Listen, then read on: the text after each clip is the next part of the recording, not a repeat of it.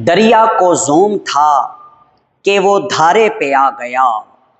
दरिया को जोम था कि वो धारे पे आ गया, लेकिन मैं बच बचा के किनारे पे आ गया। मुझको बुलाने वालों की उम्रें गुजर गई, लेकिन मैं तेरे एक इशारे पे आ गया। और शेर सुने, सांसों की डोर टूट भी जाए तो गम नहीं, शुक्र खुदा मैं 30वें पारे पे आ गया। बिस्मिल्लाहिर्रहमानिर्रहीम। अस्सलाम वालेकुम दोस्तों, मैं हूं आपका सर ज़ीशान हैदर और आप पढ़ रहे हैं केमिस्ट्री फर्स्ट ईयर FSC। आज हम चैप्टर नंबर 7 को स्टार्ट करने जा रहे हैं और आज का जो हमारा लेसन है, जो लेक्चर है, वो चैप्टर नंबर 7 का पहला लेक्चर है।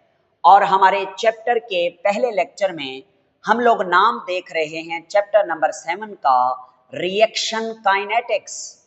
ओके, तो रिएक्शन काइनेटिक्स कहते किसको हैं, मतलब चैप्टर के नाम की डेफिनेशन क्या है।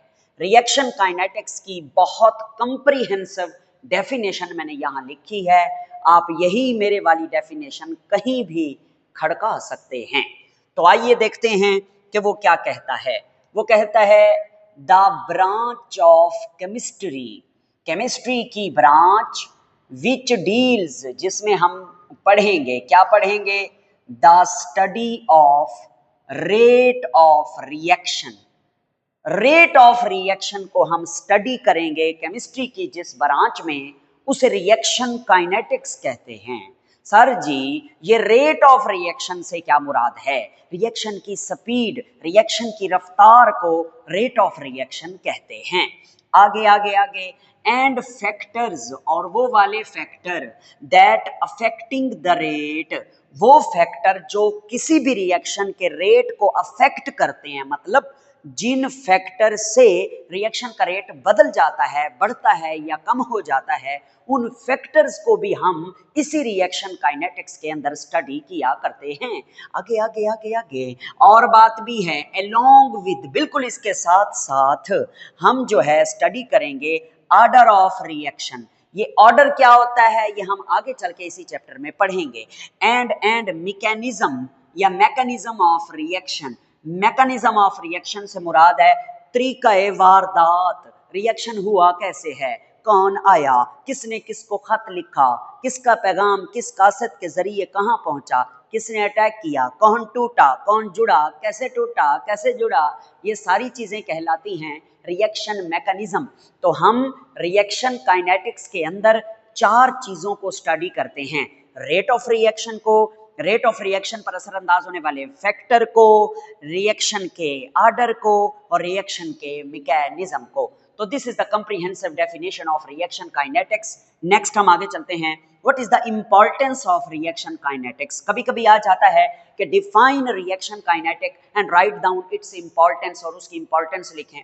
तो आप ये इंपॉर्टेंस वाले पॉइंट लिखेंगे, हमारी बुक में भी ये लिखे हुए हैं, मगर वहां थोड़ा सा कंफ्यूजिंग है, तो मैंने इजी करके आपके सामने लिख दिए हैं। तो आप क्या लिखेंगे, importance of reaction kinetics number 1 यहां लिखा हुआ है, rate of reaction is important in industry.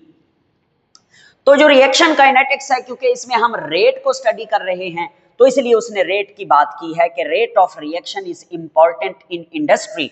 फैक्ट्रियों में रिएक्शन की जो रफ्तार है उसकी बड़ी अहमियत है, क्योंकि हम ना लालची बड़े होते हैं, हम चाहते हैं खर्चा कम लगे और प्रोडक्ट हमें ज्यादा मिले। जितना भी कोशिश हम करें, हमें ज्यादा से ज्यादा प्रोडक्ट मिले, हमारे रिएक्शन की रफ्तार टापो टाप हो राना जहाजेब आगे जल्दी तेजी से चले। दूसरी बात, rate of reaction determine, rate of reaction ये मालूम करता है whether a chemical reaction may be used economically, मतलब वो कहता है कि रेट ऑफ रिएक्शन से हमें ये पता चल जाता है कि ये जो हम रिएक्शन करा रहे हैं, इस रिएक्शन की स्पीड ऐसी है, क्या ये हमें फायदा देगा, इकोनॉमिकली ये हमारे लिए बेनिफिशियल है, या इस पे इतना टाइम लग जाएगा, हमारा टाइम भी सारा वेस्ट हो जाए, हमारा खर्चा भी सारा वेस्ट हो जाए। तो कोई भी रिएक्शन का जो रेट है वो बताता है कि ये रिएक्शन इकोनॉमिकली बेहतर है, मतलब ये हमें फायदा देगा, हमें पैसे कमा कर देगा या नहीं। और तीसरी बात देखें, वो कहता है it is important to discover, ये मालूम करना बहुत जरूरी है, द कंडीशंस, वो वाली कंडीशंस अंडर विच, जिनके तहत the reaction will proceed more economically, यानी वो कंडीशन जानना बहुत जरूरी होती हैं केमिस्ट के लिए जो इंडस्ट्री में काम कर रहा है। उन कंडीशन के तहत रिएक्शन कराना चाहिए कि जिनके तहत मैक्सिमम प्रोडक्ट बने, ताकि वो होने वाला रिएक्शन इकोनॉमिकली फायदेमंद हो। ठीक है, तो ये है इंपॉर्टेंस ऑफ रिएक्शन काइनेटिक्स। अगर कभी पेपर में ये कहे कि write down the importance of rate of reaction, तो भी आप ये लिख सकते हैं। अगर वो आपसे पूछता है इंपॉर्टेंस ऑफ रिएक्शन काइनेटिक्स, तो भी आप ये पॉइंट लिख सकते हैं। आइए आगे चलते हैं, हम बात करते हैं टाइप्स ऑफ रिएक्शन की। रिएक्शन की जो टाइप्स हैं वो 3 होती हैं, मतलब 3 किस्म के रिएक्शन होते हैं। एक होते हैं बड़े फास्ट रिएक्शन। फास्ट रिएक्शन कौन कौन से हैं, सिर्फ आपने इनकी एग्जांपल्स याद रखनी होती हैं। एक फास्ट रिएक्शन है कि अगर आप सिल्वर नाइट्रेट AgNO3 का रिएक्शन करवाते हैं NaCl के साथ, सोडियम क्लोराइड के साथ, AgNO3 यानी कि सिल्वर नाइट्रेट का रिएक्शन हो रहा है सोडियम क्लोराइड के साथ, आपने दोनों के सोल्यूशन लेने हैं। मतलब सिल्वर नाइट्रेट का भी एक्वस सोल्यूशन लेना है पानी में, और NaCl का भी एक्वस सोल्यूशन लेना है पानी में। ये दोनों आपस में रिएक्ट करेंगे और एक्सचेंज हो जाएंगे आयन। मतलब सिल्वर पर +1 का चार्ज है, सोडियम पर भी +1 का चार्ज है, सोडियम सिल्वर की जगह आ जाएगा, सिल्वर सोडियम की जगह आ जाएगा, और आपके सामने जो प्रोडक्ट बनेगा वो कुछ इस तरह से होगा, AgCl सिल्वर क्लोराइड। ये व्हाइट कलर का PPT होता है, प्रेसिपिटेट होता है, नीचे बैठ जाता है, पानी में हल नहीं होता। और दूसरा क्या बनेगा, NaNO3 sodium nitrate, NaNO3 sodium nitrate. तो ये जो रिएक्शन है ना, ये नैनो सेकंड में हो रहा होता है। मतलब इसकी जो रफ्तार है वो 10 की पावर -14 से लेकर 10 की पावर -16 टाइम होती है पर सेकंड के एतबार से। मतलब ये सेकंड का इतना बल के बहुत बहुत ज्यादा तेजी के साथ ये रिएक्शन, ऐसे बस आप इन दोनों को मिलाओ तो सही, फौरन प्रोडक्ट बन के नीचे बैठ जाएगा सॉलिड की फॉर्म में, PPT की फॉर्म में। एक तो ये रिएक्शन है जो कि बड़ा फास्ट होता है। दूसरा होते हैं एक्सप्लोजन रिएक्शन। एक्सप्लोजन रिएक्शन कौन से होते हैं, धमाके वाले रिएक्शन। अल्लाह ना करे बॉम्ब ब्लास्ट हो जाए, कैसे होता है, ऐसे पता ही नहीं देता कि कितनी जल्दी से ये हुआ है। तो बॉम्ब का ब्लास्ट होना, एक्सप्लोजन रिएक्शन भी बड़ी फास्ट होते हैं, बड़े तेज होते हैं। ये तो हो गया फास्ट रिएक्शन। दूसरे होते हैं मॉडरेट रिएक्शन, यानी ना तो बहुत ज्यादा टापोटाप होते हैं, ना ही ज्यादा स्लो होते हैं, मॉडरेट दरमियानी रफ्तार से चलते हैं। मिसाल के तौर पर हाइड्रोलिसिस ऑफ एस्टर, ये हम शायद इस चैप्टर में पढ़ें, हाइड्रोलाइसिस ऑफ एस्टर, आप सिर्फ नाम याद रखेंगे। और दूसरी बात, आप बेशक दूसरी एग्जांपल लिख लें, डाइजेशन ऑफ फूड, हमारी जो ग़िज़ा है उसकी जो ब्रेक डाउन है, उसकी जो डाइजेशन है, वो भी एक मॉडरेट रिएक्शन है। नेक्स्ट हम चलते हैं third and last type of the reaction, that is slow reaction, Aahista Aahista होने वाले। क्या, कौन से, रस्टिंग ऑफ आयरन, लोहे को जो जंग लगे वो 1-2 दिन में थोड़ी लगता है, ये कई दिन, महीने, बल्कि साल लग जाते हैं। अगर लोहा ज़्यादा मोटा हो तो उसको रस्ट कराने के लिए, मतलब उसको ख़राब करने के लिए, रस्टिंग ऑफ आयरन, लोहे को जंग लगना भी एक स्लो प्रोसेस है। और दूसरी भी आप एग्जांपल इसमें खड़का सकते हैं कि H2 एंड O2 का जो रिएक्शन है रूम टेम्परेचर के ऊपर, ये भी बहुत स्लो प्रोसेस है। ये खुद ब खुद H2 और O2 रूम टेम्परेचर पर रिएक्ट करके पानी में तब्दील नहीं होते, बहुत स्लो प्रोसेस है। तो ये हैं 3 टाइप्स रिएक्शन की जो आपने याद रखनी है, जिनकी आपको एग्जांपल मैंने 2-2 कराई हैं, आनी चाहिए। आइए आगे चलते हैं। एक छोटी सी थ्योरी है जिसे कहते हैं कोलिजन थ्योरी, टकराव की थ्योरी। वो क्या बला है कोलिजन थ्योरी? तो मेरे प्यारे बेटे, हमारे पास एक रिएक्शन है जिसमें A2 और B2 आपस में मिलके बना रहे हैं AB। ये हमारे रिएक्टेंट हैं और ये क्या हैं, ये प्रोडक्ट हैं। आपको पता है कोई भी केमिकल रिएक्शन कब होता है, मैं बताता हूं। इसमें 2 बातें हैं कि जो रिएक्टेंट आप रिएक्ट करवा रहे हैं उनको एक दूसरे में डालेंगे ना, एक बर्तन लेकर उसमें A2 भी डालेंगे, B2 भी डालेंगे, तो A2 और B2 आपस में अच्छी तरह मिक्स हो जाएं पहले तो, यानी होमोजीनियस मिक्सचर, इसका मतलब है अच्छी तरह मिक्स हो जाएं।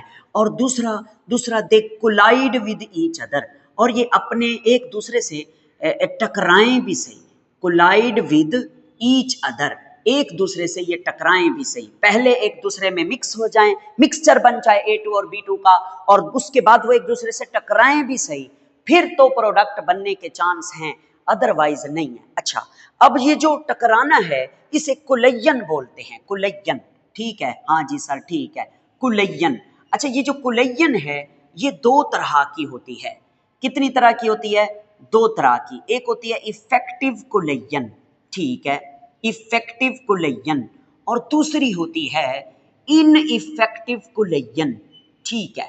जो इफेक्टिव कुलयन होती है ये फ्रूटफुल होती है, फ्रूटफुल से मुराद है इस कुलयन में प्रोडक्ट बनते ही बनते हैं, यानी प्रोडक्ट की फॉर्मेशन होती है, ओके हो गया।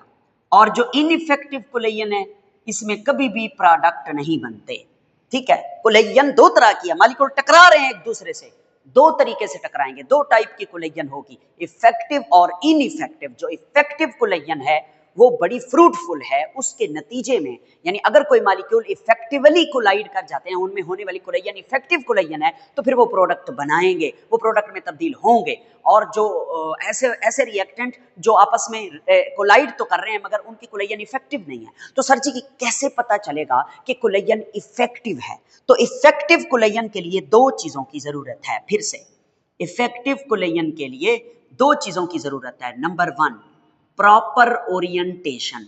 प्रॉपर ओरिएंटेशन कहते हैं तरतीब को, जो टकराने वाले मॉलिक्यूल हैं वो आपस में उनकी एक ओरिएंटेशन हो, एक तरतीब भी होनी चाहिए, ऐਵੇਂ नहीं जहां दिल करे वहां टकरा गए, नो, प्रॉपर तरतीब से आपस में टकराएं।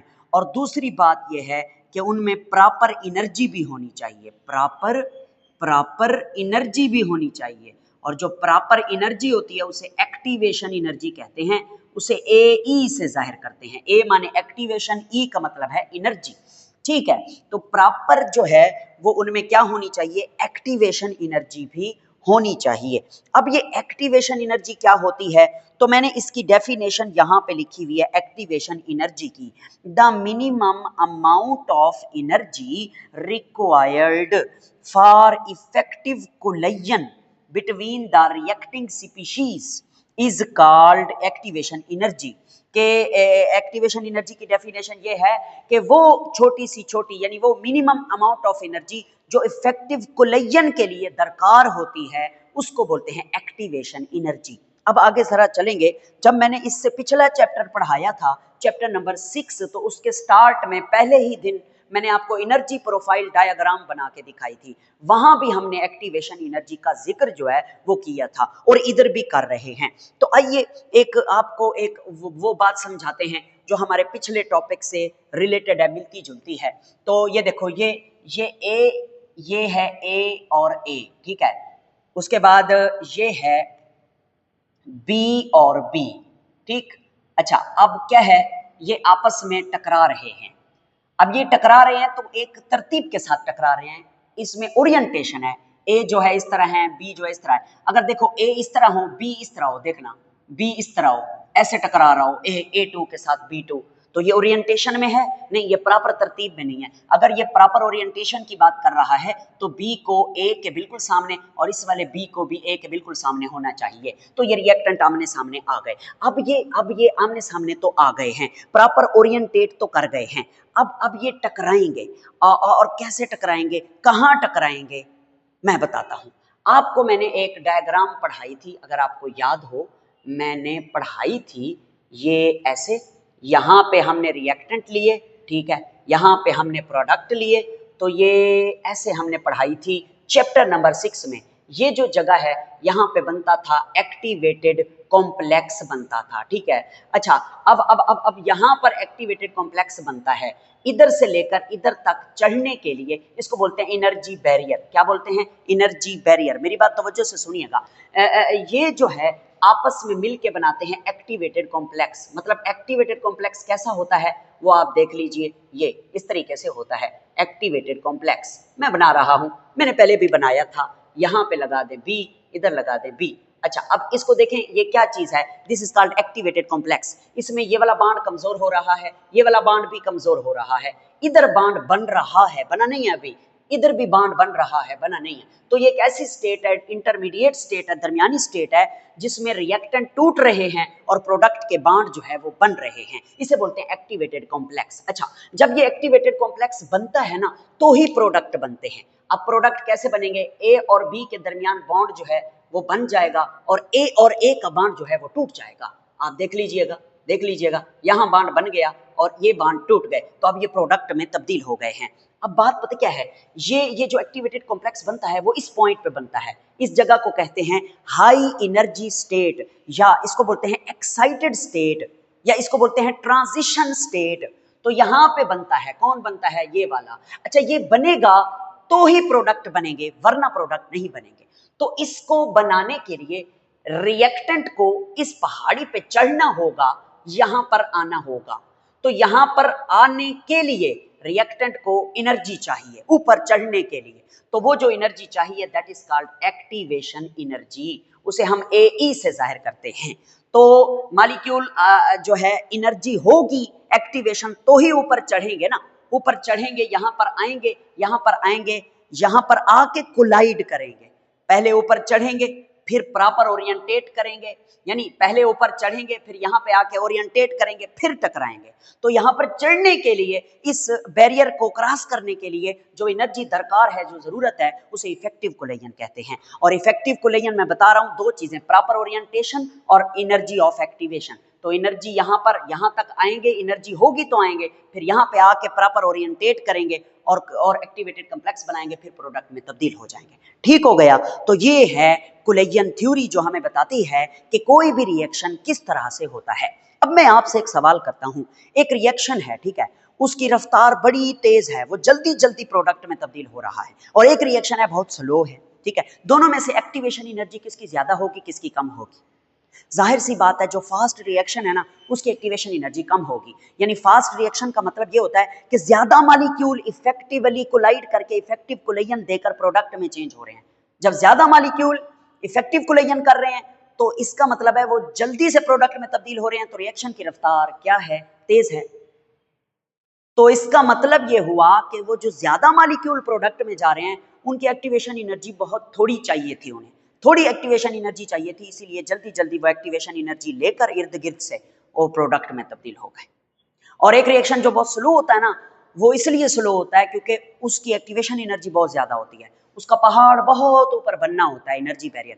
इसलिए थोड़े से चंद एक मॉलिक्यूल होते हैं जिनके पास वो एनर्जी होती है जिसके जरिए वो उस पहाड़ी पर चढ़कर प्रोडक्ट में तब्दील होते हैं। ज्यादा मॉलिक्यूल के पास एक्टिवेशन एनर्जी उतनी नहीं होती जितनी चाहिए होती है, इसलिए जो स्लो रिएक्शन है उनकी एक्टिवेशन एनर्जी ज्यादा होती है और जो फास्ट रिएक्शन है उनकी एक्टिवेशन एनर्जी कम होती है। ठीक है, हमारे पास एक जो है, बल्कि एक नहीं दो क्विक चेक हैं। क्विक चेक 7.1 वो दो हैं, वो मैं आपको पढ़ के दिखाता हूं जो उन्होंने लिखे हैं।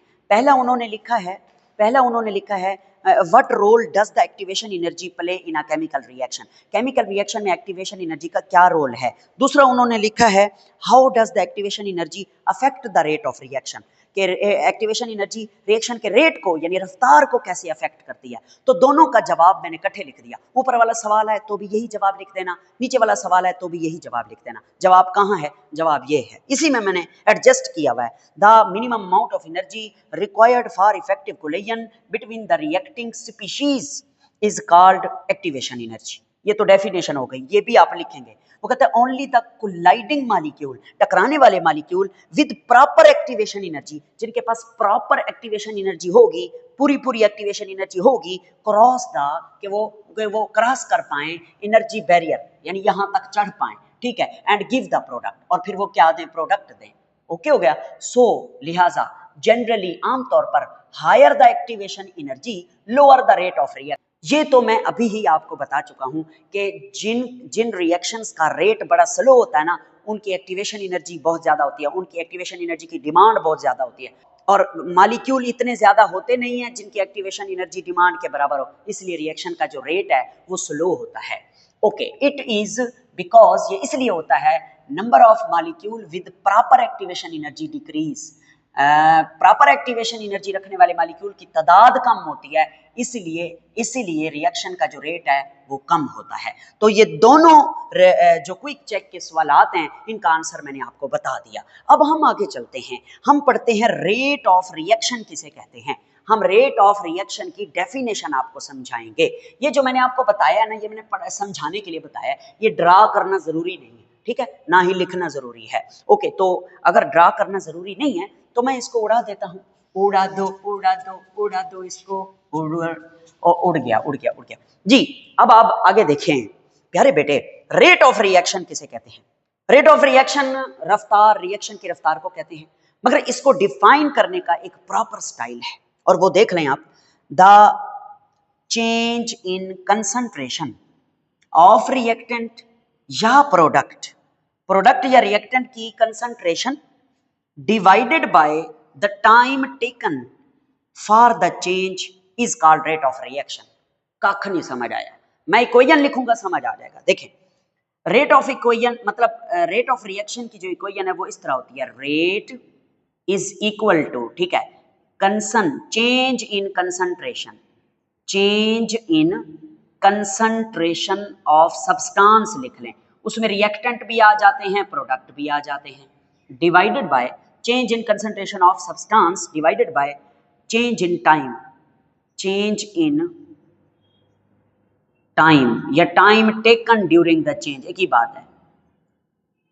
मतलब ऊपर आप चेंज इन कंसंट्रेशन लिखेंगे और नीचे आप चेंज इन टाइम लिखेंगे। मैं आपको समझाता हूं, टेंशन बिल्कुल नहीं लेनी। देखें भाई, हमारे पास ना फर्ज करो एक रिएक्शन है जिसमें A is converted into B। A हमारा रिएक्टेंट है, B प्रोडक्ट है, ठीक है। तो हम इसका रेट फाइंड आउट करना चाह रहे हैं, तो इसका जो रेट है वो क्या होगा, इसका रेट होगा, ऊपर आप लिखेंगे चेंज इन कंसंट्रेशन और नीचे लिखेंगे चेंज इन टाइम।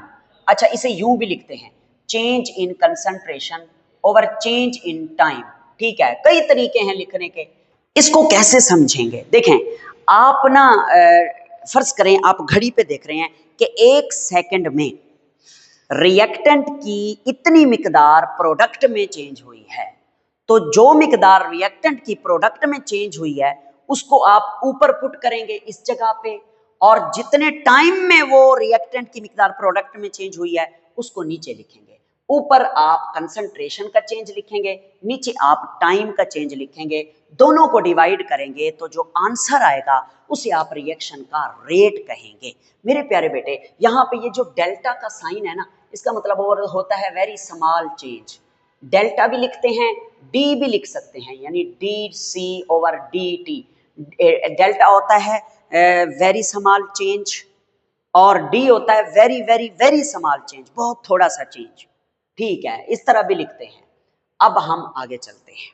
अच्छा, अब रेट ऑफ रिएक्शन का यूनिट देखते हैं कि इसके यूनिट कैसे मेजर किए जाते हैं। ऊपर है चेंज इन कंसंट्रेशन, कंसंट्रेशन का यूनिट होता है मोल पर डेसीमीटर क्यूब डिवाइडेड बाय, नीचे है चेंज इन टाइम, टाइम का यूनिट क्या होता है, सेकंड होता है। जब आप इसे सॉल्व करते हैं तो ये बनता है मोल पर डीएम क्यूब पर second. This is the unit of rate of reaction. अच्छा, अब टाइम यहां पर आप ले रहे हैं पर सेकंड, आप मिनट भी ले सकते हैं, पर हॉर भी ले सकते हैं। जो स्लो रिएक्शन होते हैं उनके लिए आप पर मिनट भी ले सकते हैं, पर हॉर भी ले सकते हैं। तो फिर ये यूनिट चेंज हो जाएगा, फिर ये यूनिट होगा मोल पर डीएम क्यूब पर मिनट भी हो सकता है, और अगर आप घंटों में ले रहे हैं तो मोल पर डीएम क्यूब पर हॉर, ठीक है, ये इस तरीके से होता है। अच्छा, अगर आपका रिएक्शन गैस फेज में है, गैस फेज वाला रिएक्शन है, तो फिर उसका यूनिट थोड़ा सा चेंज हो जाएगा। तो फिर आप कंसंट्रेशन, यहाँ पर जो कंसंट्रेशन होती है जिसका यूनिट मोल पर डीएम क्यूब है, यहाँ पर आप प्रेशर का यूनिट लगाएंगे, क्योंकि जो गैसियस रिएक्शन होते हैं उनमें हम कंसंट्रेशन को प्रेशर के डायरेक्टली प्रोपोर्शनल लेते हैं कि concentration is directly proportional to pressure of gas. तो इसलिए प्रेशर का यूनिट क्या होगा, प्रेशर का यूनिट होगा एटीएम, एटीएम पर सेकेंड। तो फिर इसका यूनिट बन जाएगा एटीएम पर second is the unit of rate of reaction for gaseous reaction। ठीक हो गया जी सर, ठीक हो गया। अब हम आगे चलते हैं। उसके बाद ना हम आपको ग्राफिकल रिप्रेजेंटेशन समझाते हैं, यानी हम आपको ग्राफ से समझाते हैं किसको, रेट ऑफ रिएक्शन को, क्योंकि हमने अभी ऐसे सरसरी इसकी डेफिनेशन पढ़ी है, हम इसकी डेप्थ में नहीं गए, हमने डिटेल नहीं देखी। तो यहाँ पे हम ले लेते हैं कंसंट्रेशन, यानी वाई एक्सेस पे हम ले लेते हैं कंसंट्रेशन, ठीक है, और एक्सेस पे हम ले लेते हैं टाइम। ठीक हो गया, यहाँ टाइम इधर बढ़ रहा है और कंसंट्रेशन इधर बढ़ रही है। कोई भी रिएक्शन है, कौन सा रिएक्शन है, ये ऊपर जो मैंने लिखा हुआ है रिएक्शन जिसमें A is converted into B। प्यारे बेटे, इसमें इस रिएक्शन के लिए अगर हम ग्राफ बनाए बिटवीन कंसंट्रेशन एंड टाइम, तो ये रिएक्शन इरिवर्सिबल है, मतलब आगे को जा रहा है, पीछे को नहीं आ रहा। तो इसके लिए हमें दो कर्व्स बनानी पड़ती हैं। एक ये कर्व है जिसका नाम होता है फॉलिंग कर्व, मतलब गिरती हुई कर्व, और दूसरी कर्व जो है वो ये होती है राइजिंग कर्व, मतलब उठती हुई कर्व। ठीक हो गया, ये इस तरीके से। ठीक, अब ये जो गिरने वाली कर्व है, फॉलिंग कर्व है, ये किसके लिए है, ये रिएक्टेंट के लिए है, यानी यहां हम लिखेंगे कंसंट्रेशन ऑफ रिएक्टेंट। ओके, और ये जो राइजिंग कर्व है ये प्रोडक्ट के लिए है, यहां हम लिखेंगे कंसंट्रेशन ऑफ प्रोडक्ट। ये मैं आपके सामने स्क्वायर ब्रैकेट में लिख रहा हूं ना, तो इसका मतलब आपको पता है, आपने 10th में लॉ ऑफ मास एक्शन पढ़ा था कि स्क्वायर ब्रैकेट में जो लिखते हैं ना, इसको कंसंट्रेशन बोलते हैं। अब आप इस ग्राफ को समझें, यहां पर जो है टाइम जो है वो 0 है और कंसंट्रेशन भी 0 है इस पॉइंट पे। ठीक है, तो इस पॉइंट पे जब time is equal to 0 second, तो क्या हो रहा है, रिएक्टेंट की मिकदार बहुत ज्यादा है, यानी ये वाले रिएक्टेंट बहुत ज्यादा हैं, इनकी मिकदार बहुत ज्यादा है। और अगर मैं प्रोडक्ट की बात करूं, प्रोडक्ट की, तो प्रोडक्ट जो है इस पॉइंट पे बहुत कम है, मतलब 0 है, बिल्कुल 0 कंसंट्रेशन है प्रोडक्ट की, क्योंकि ये वाली जो कर्व है, ये वाली जो कर्व है हमारे प्रोडक्ट के बारे में, हमारा प्रोडक्ट कौन है, हमारा प्रोडक्ट है B और हमारा रिएक्टेंट कौन है, A। ओके ओके ओके, तो शुरू में जब रिएक्शन शुरू ही नहीं हुआ होता, पहले जब time is equal to 0 second होता है, तो रिएक्टेंट की कंसंट्रेशन बहुत हाई होती है, यहाँ पर होती है, ये हाई कंसंट्रेशन है, मतलब 0, फिर 10 मोल पर डीएम क्यूब, फिर 20 मोल पर डीएम क्यूब, फिर 30 मोल पर डीएम क्यूब, 40 मोल पर डीएम क्यूब, 50 मोल पर डीएम क्यूब, 60 मोल पर डीएम क्यूब, ये ऊपर कंसंट्रेशन में इजाफा हो रहा है। और इधर से टाइम देखें, 0 सेकंड, 2 सेकंड, 4 सेकंड, जैसे भी आप बनाना चाहें, कोई मसला नहीं है। तो प्यारे बेटे, जैसे जैसे टाइम आगे बढ़ेगा, दो चेंजेस आएंगी। पहली, रिएक्टेंट की मिकदार में कमी आएगी और प्रोडक्ट की मिकदार में इजाफा होगा। तो इसलिए रिएक्टेंट की जो कर्व है वो फॉलिंग है, वो गिर रही है। इसका मतलब वक्त गुजरने के साथ साथ जैसे जैसे टाइम गुजरेगा, रिएक्टेंट की मिकदार में कमी आएगी और प्रोडक्ट की मिकदार में क्या होगा, इजाफा, क्योंकि प्रोडक्ट की जो कर्व है वो बढ़ रही है, समझ रहे हो। और एक वक्त ऐसा आएगा कि ये रिएक्टेंट की जो कर्व है ऐसे आते आते आते आते आते एक्स एक्सेस पे आके मीट कर जाएगी, एक्स एक्सेस के साथ मिल जाएगी। जैसे ही ये कर्व एक्स एक्सेस के साथ मिलेगी, तो इसका मतलब रिएक्टेंट की जो मिकदार है, पीछे आओ पीछे आओ पीछे आओ, वो क्या हो गई है, वो 0 हो गई है, यानी रिएक्टेंट खत्म हो गए हैं। जब रिएक्टेंट खत्म हो गए हैं तो मैक्सिमम जो है वो प्रोडक्ट बन गए हैं, प्रोडक्ट की मिकदार यहां पर पहुंच गई। इसका मतलब रिएक्शन मुकम्मल हो चुका है। All the reactant have been completed into product, तमाम रिएक्टेंट प्रोडक्ट में तब्दील हो चुके हैं। समझ आ रही है कौन?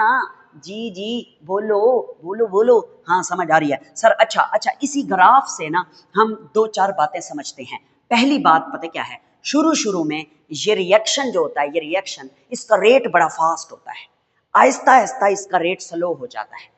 पहले टॉप ऑन टॉप बड़ा तेजी से रिएक्शन होगा।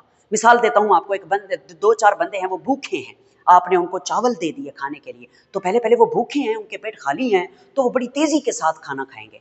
आहिस्ता आहिस्ता जब उनका पेट भरने लगेगा तो उनके खाने की जो रफ्तार है वो भी स्लो होती जाएगी। यहाँ भी ऐसे है, रिएक्टेंट बहुत ज्यादा है, राइट साइड पे प्रोडक्ट बिल्कुल नहीं है, तो रिएक्शन बड़ी तेजी से होगा क्योंकि प्रोडक्ट वाली साइड खाली है। जल्दी जल्दी रिएक्टेंट प्रोडक्ट में तब्दील होते जाएंगे। फिर आहिस्ता आहिस्ता जब उस तरफ प्रोडक्ट बनना शुरू हो जाएंगे, इधर रिएक्टेंट भी बेचारे थोड़े हो जाएंगे, तो रिएक्शन आहिस्ता आहिस्ता स्लो होता जाएगा। हैं, समझ रहे हो? हाँ, इस बात को अगर ग्राफ से जोड़े ना, तो देखो ग्राफ जो है पहले पहले जो कर्व है वो स्टीपेस्ट है। स्टीपेस्ट का मतलब ढलवान वाली कर्व है, यानी ऐसे बिल्कुल नीचे आ रही है, सीधी सीधी ऐसे बड़ी जल्दी नीचे आ रही है और ये बड़ी जल्दी ऊपर जा रही है। और फिर जब थोड़ा सा आगे जाएंगे तो स्टीपेस्ट लेस स्टीपेस्ट है, मतलब ढलवान में कमी आ गई है। देखो ना, यहाँ से बॉल गिरे तो बड़ी तेजी से गिरेगी, यहाँ से बॉल गिरे तो आहिस्ता गिरेगी, समझ रहे हो ना? ये लेस स्टीपेस्ट है, इसमें लेस ढलवान है, इसमें ज्यादा ढलवान है, तो यहाँ रिएक्शन बड़ा तेज है और यहाँ फिर रिएक्शन आहिस्ता आहिस्ता थोड़ा हो गया है।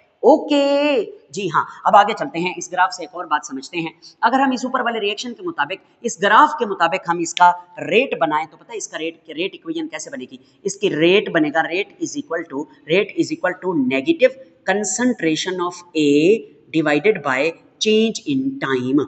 ये इक्वेशन बनेगी। सर ये क्या है? अच्छा, इसके अलावा एक और इक्वेशन भी बन सकती है, rate is equal to plus concentration of B divided by change in time. और इसे समझाता हूं। देखो भाई, rate of reaction is directly proportional to concentration of reactant है डिवाइडेड बाय टाइम टेकन, ये वाला time, change in the time, वक्त के साथ। और यहाँ पे क्या है? Rate is equal to concentration of B divided by the time, यानी ये यहाँ पे ये डेल्टा सी की जगह हमने कंसंट्रेशन ऑफ ए लिख दिया और इधर कंसंट्रेशन ऑफ बी। एक चीज देखें, यहाँ पर नेगेटिव का साइन है और यहाँ पर पॉजिटिव का साइन है। ये पता क्या बताता है? नेगेटिव का मतलब है मिकदार कम हो रही है और पॉजिटिव का मतलब है मिकदार बढ़ रही है। मतलब जैसे जैसे रिएक्शन चल रहा है, concentration of A is being to decreased, concentration of A घट रही है और कंसंट्रेशन ऑफ प्रोडक्ट में क्या हो रहा है? इजाफा हो रहा है। कंसंट्रेशन ऑफ प्रोडक्ट जो है वो बढ़ रही है।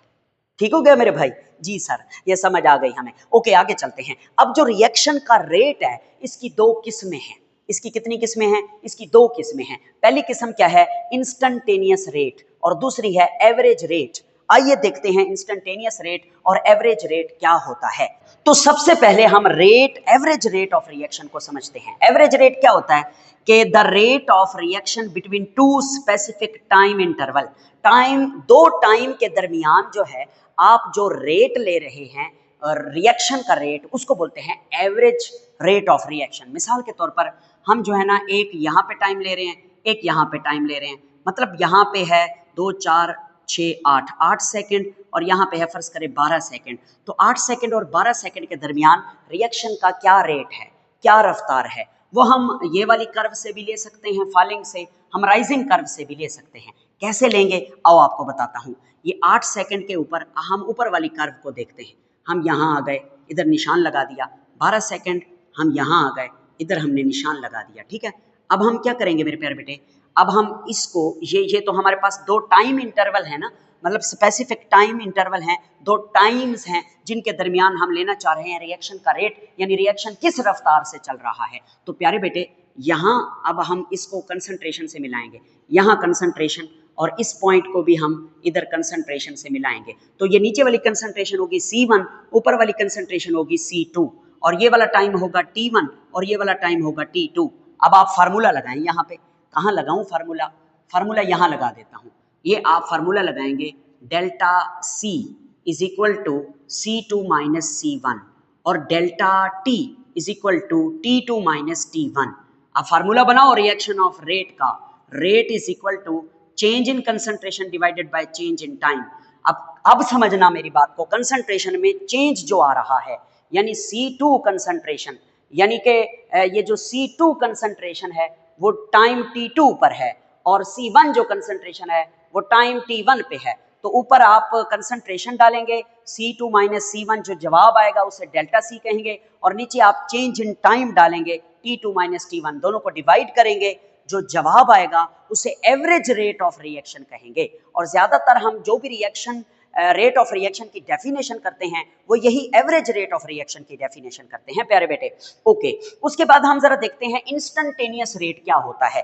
इंस्टेंटेनियस की डेफिनेशन है the rate of reaction at any one instant during the interval. ये देखो, ये हम यहाँ करें, फर्ज करें हम मुल्तान से जो है यहाँ लाहौर जा रहे हैं, ये मुल्तान है और ये लाहौर है, हम मुल्तान से लाहौर जा रहे हैं, तो उस पूरे टाइम पीरियड के दौरान किसी एक लम्हे, किसी एक पॉइंट पर, किसी एक इंस्टेंट पर हमारा जो रिएक्शन का रेट है उसे कहते हैं इंस्टेंटेनियस रेट ऑफ रिएक्शन। ठीक है, इसको ना मैं एक एग्जांपल से समझाना चाहता हूं। देखें, हम ना अपनी मोटरसाइकिल पे मुल्तान से, फर्ज करें मुल्तान से लाहौर के लिए रवाना हो चुके हैं अपनी मोटरसाइकिल पे। अच्छा, अब अगली बात सुनिएगा। अब हम बाइक पे जा रहे हैं, ऐसे चला कर जा रहे हैं, अचानक से हमारी नजर पड़ी मीटर पे, तो हमने देखा वो हमारा मीटर जो होता है मोटरसाइकिल का, अगर मोटरसाइकिल ठीक है, उसका मीटर तार जुड़ी हुई है, तो वो हमें बताएगा कि आप इस स्पीड से जा रहे हैं, ठीक है, इतने किलोमीटर पर हार से आप जा रहे हैं। तो एक लम्हे में किसी पॉइंट पर जो आपकी नजर पड़ी, जो आपने स्पीड देखी, आप उसे इंस्टेंटेनियस स्पीड कहेंगे। तो चूंकि हम इधर लाहौर साहिवाल मुल्तान नहीं जा रहे, हम तो रिएक्शन कर रहे हैं, तो रिएक्शन में स्पीड को क्या बोलते हैं? रेट बोलते हैं। तो किसी एक इंस्टेंट पे जो फाइंड आउट किया जाता है, किसी एक पॉइंट पे, उसे आप कहते हैं इंस्टेंटेनियस रेट। और दो पॉइंट के दरमियान जो आप फाइंड आउट करते हैं उसको क्या बोलते हैं? उसको एवरेज रेट बोलते हैं। और आपसे अगर कोई पूछे कि भाई ये इंस्टेंटेनियस रेट तो एक पॉइंट है, तो आप कैसे फाइंड आउट करेंगे? एक पॉइंट पर आपको डेल्टा सी कैसे मिलेगा, डेल्टा टी कैसे मिलेगा, सवाल तो है। तो फिर आप इस पे एक टेंजेंट ड्रा करते हैं, ऐसे एक लाइन ड्रा करते हैं, और उस लाइन पे अपनी मर्जी से कोई से 2 पॉइंट लेकर उन 2 पॉइंट से नीचे टाइम लेते हैं, और उन 2 पॉइंट से इधर कंसंट्रेशन का चेंज लेते हैं। फिर सेम यही फार्मूला लगा के आप आगे चलते हैं। वो मैंने आगे आपको पढ़ाना है, इसलिए मैं अभी ज़्यादा डिटेल में नहीं जा रहा। एक बात और भी सुन लें, शुरू में ना, स्टार्ट में इंस्टेंटेनियस रेट बड़ा फास्ट होता है और एवरेज रेट जो है वो स्लो होता है, और बाद में एवरेज रेट फास्ट होता है और इंस्टेंटेनियस रेट जो है वो स्लो होता है। अब देखो ना, शुरू में जब गाड़ी चलती है तो उसकी स्पीड बड़ी तेज होती है, फिर आगे रश आ जाता है, फिर थोड़ा स्पीड कम हो जाती है। तो इंस्टेंटेनियस रेट जो लम्हाती रेट है, शुरू में ज्यादा होगा, एंड में कम होगा। और एवरेज रेट जो है वो शुरू में क्या होगा? कम होगा, और बाद में ज्यादा होगा। क्योंकि एवरेज रेट आप इसको भी कह सकते हैं, जरूरी नहीं है कि साहिवाल से लाहौर, इधर से इधर, इन 2 पॉइंट के दरमियान एवरेज रेट, आप पूरे रिएक्शन का, मतलब पूरे रास्ते का भी एवरेज रेट ले सकते हैं। इस पॉइंट से इस पॉइंट के दरमियान भी आप रेट ले सकते हैं। ठीक हो गया? ओके। उसके बाद वो कहता है एक ऐसा वक्त भी आता है जब इंस्टेंटेनियस रेट एवरेज रेट के बराबर हो जाता है। वो कौन सा वक्त है? ये देखो भाई, फर्ज करो मैं यहां समझाऊंगा ब्लैक कलर के मार्कर, नीले कलर के मार्कर से। ये देखो, ये हमारे पास एक पॉइंट है, ये दूसरा पॉइंट है, ठीक है, ये 2 पॉइंट है। अगर इन 2 पॉइंट के दरमियान मैं rate of reaction find out करूं तो वो एवरेज रेट होगा। अब आप ये देखें, इन 2 पॉइंट के दरमियान भी तो एक पॉइंट है, ये जगह वो इंस्टेंट है, वो इंस्टेंट पॉइंट है। तो 2 पॉइंट के दरमियान जो रेट है वो एवरेज रेट है, और उन दोनों के दरमियान एक नुक्ता है, वो एक पॉइंट, वो भी क्या है? इंस्टेंटेनियस रेट है। तो फिर एवरेज रेट और इंस्टेंटेनियस रेट बराबर नहीं हो गया? जी हाँ। और ये असल बात यही है, और इसकी असल बात ये है कि जब 2 पॉइंट के दरमियान टाइम का जो चेंज है वो 0 सेकेंड हो, मतलब टाइम का कोई चेंज ना हो, 2 पॉइंट के दरमियान बिल्कुल कम टाइम हो, तकरीबन 0 सेकेंड हो, तो दरमियान में एक नुक्ता बनता है, एक पॉइंट बनता है, उसके रेट को इंस्टेंटेनियस रेट कहते हैं। और क्योंकि 2 पॉइंट के दरमियान ले रहे हैं, तो उसी इंस्टेंटेनियस रेट को एवरेज रेट भी कह देते हैं। तो दोनों रेट, इंस्टेंटेनियस और एवरेज, अब क्या हो गए हैं? बराबर हो गए हैं। ठीक हो गए। अब आगे चलते हैं। हमारे पास एक न्यूमेरिकल है सैंपल प्रॉब्लम 7.1। उसमें नाइट्रोजन का रिएक्शन हाइड्रोजन से हो रहा है, अमोनिया बन रही है। इसको हैबर प्रोसेस कहते हैं।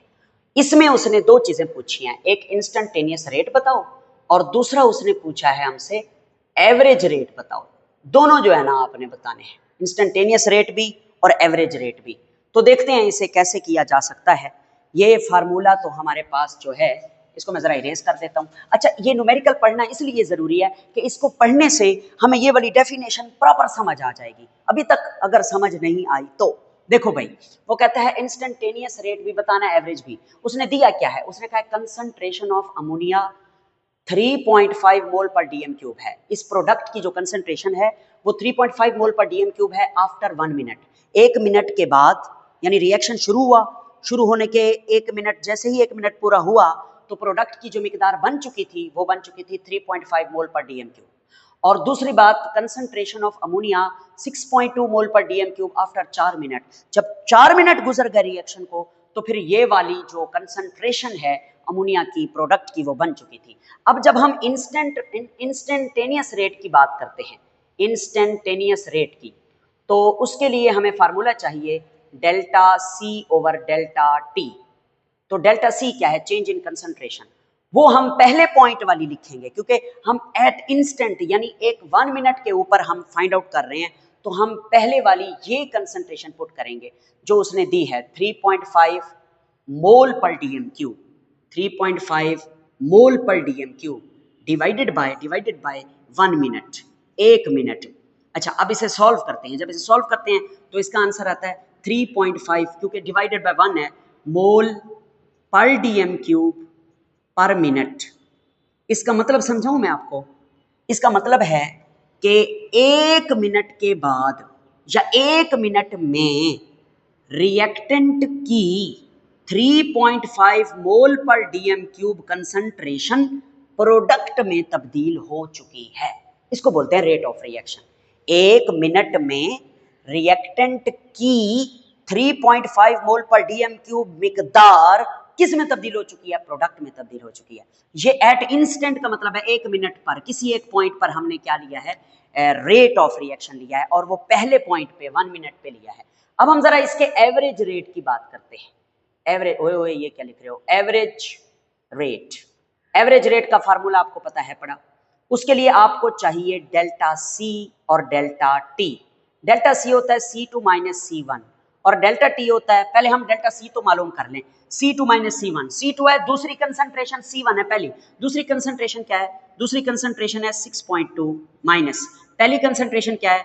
3.5। ठीक है, जब 6.2 को 3.5 से माइनस करते हैं तो इसका आंसर क्या आता है? इसका आंसर आता है 2.7। इसका आंसर क्या आता है? 2.7 मोल पर डीएम क्यूब इसका यूनिट है। ठीक है, ये हमारे पास डेल्टा सी आ चुका। अब हम T2 माइनस T1, अब हम डेल्टा T निकालते हैं। T2 माइनस T1, T2 क्या है? T2 है दूसरा टेम्परेचर, सॉरी टाइम, टेम्परेचर नहीं, और वो है दूसरा टाइम क्या है? 4 मिनट। 4 minute, okay. T1 क्या है? पहला टाइम, वो क्या है? 1 मिनट। तो 4 में से 1 गया, 3 मिनट बनता है। ओके सर जी, अब आपने क्या करना है? अब आपने एक रेट ऑफ रिएक्शन की इक्वेशन लिखनी है, delta C divided by delta T. Delta C क्या है? चेंज इन कंसंट्रेशन, वो ऊपर है 2.7 मोल पर डीएम क्यूब, और डेल्टा टी क्या है? चेंज इन टाइम, वो कितना है? वो है 3 मिनट। तो 2.7 डिवाइडेड बाय 3, इसका आंसर बनेगा 0.90 मोल पर डीएम क्यूब पर मिनट। तो ये एवरेज रेट है। ये हम ले रहे हैं 2 टाइम इंटरवल में, 1 मिनट और 4 मिनट के दरमियान रिएक्शन का क्या रेट चलता रहा।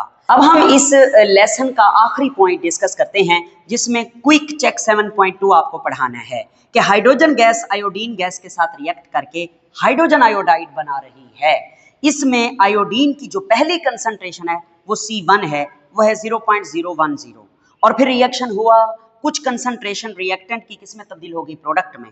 तो इसकी जो कम हुई है वो C2 में लिखी हुई है, वो हुई है 0.0080। इतनी जो है ना वो घट गई है कंसंट्रेशन। ठीक है, अच्छा, अब वो कहता है कि ये सारा काम हुआ है 100 सेकेंड में, तो आप रेट फाइंड आउट करके दें। तो इधर आप सबसे पहले कंसंट्रेशन का चेंज फाइंड आउट करें, और ये आप लिखें C2 माइनस C1, बल्कि नहीं, यहाँ पे आप लिखोगे C1 माइनस C2। उसकी वजह यह है कि जब रिएक्टेंट के बारे में आपको कह रहा हूं ना कि रिएक्टेंट की ये मिकदार है, पहले थी रिएक्शन शुरू होने से पहले, अब रिएक्शन जब शुरू हो गया, इतना टाइम गुजर गया, तो अब रिएक्टेंट की ये मिकदार बच गई, तो फिर आप C1 माइनस C2 लगाएंगे। क्यों? क्योंकि रिएक्टेंट की पहले मिकदार ज्यादा होती है, बाद में कम हो जाती है, तो ज्यादा में से कम को काटते हैं तो C1 माइनस C2, और जो मैंने वहां बताया है उसमें वो प्रोडक्ट की मिकदार बता रहा है, तो इसीलिए यानी प्रोडक्ट बन चुका है इतना, तो वहाँ C2 माइनस C1 लगाएंगे। ओके, तो आइए इसको सॉल्व करते हैं। C1 क्या है, 0.010 माइनस 0.0080, इसे सॉल्व करें ना, इसका आंसर आता है 0.002। ये चेंज इन कंसंट्रेशन है, और चेंज इन टाइम उसने हमें खुद ही दिया हुआ है, डेल्टा टी दिया हुआ है, वो कितना है 100 सेकेंड, उसने खुद ही दिया हुआ है। तो बस डिवाइड कर दें, rate is equal to delta C over delta T. Delta C क्या है 0.002 और डेल्टा टी क्या है 100 सेकेंड। आप इसे सॉल्व करें, इसका जवाब आता है 2 × 10⁻⁵ और यूनिट होता है मोल पर डीएम क्यूब और पर सेकंड आएगा, क्योंकि यहाँ पे सेकंड की बात हो रही है। इसको यूं समझ लें कि 1 सेकंड में रिएक्टेंट की 2 × 10⁻⁵ मोल पर डीएम क्यूब कंसंट्रेशन किस में तब्दील हो रही है, प्रोडक्ट में तब्दील हो रही है। तो ये था हमारा आज का लेक्चर।